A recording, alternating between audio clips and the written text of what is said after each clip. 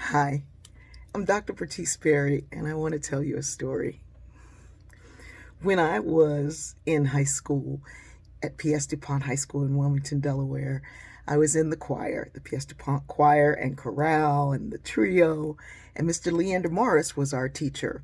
And Mr. Morris knew that I had talent, but he also knew that I was lacking in maturity.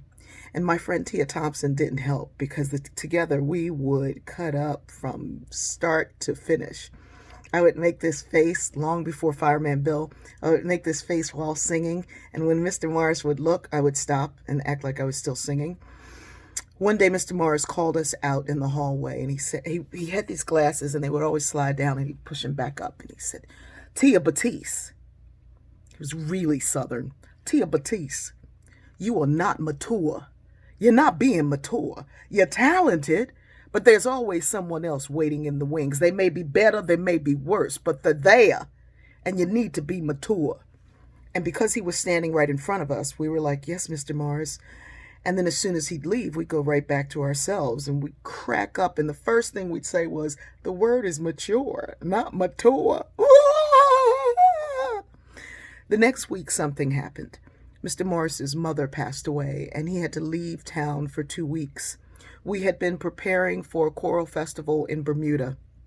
The very first flight I ever took was to Bermuda, which was amazing. It was $50 for the flight and the week-long stay and our meals, because the people in our community, all the folks got together and raised money to pay for our trip. And so all we had to pay was $50, which is just amazing.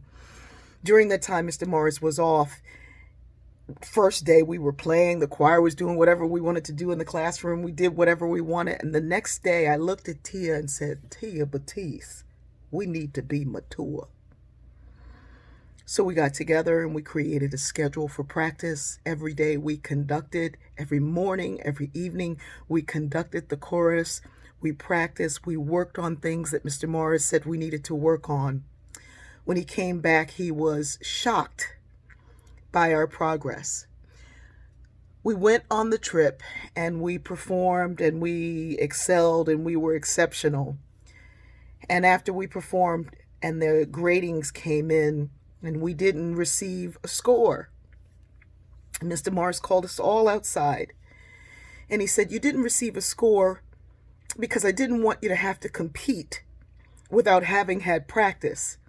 I had no idea that you were going to do better than you had been doing by showing your maturity and leading this chorus into their excellence." He said, "I want you to know that the panel of judges said that you were the best here, but because I asked that you not be judged, they couldn't judge you. But you were the best."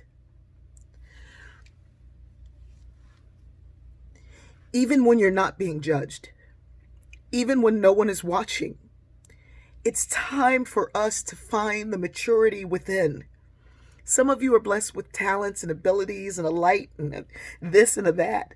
But maturity requires that we hunker down, that we practice, that we perfect whatever it is that we're given, that we work our talents, our gifts, our traits, our abilities, and polish them into what the world needs. Leaders may have those traits within them, but you still have to hone the skills. It's time for us all to be mature. I love you.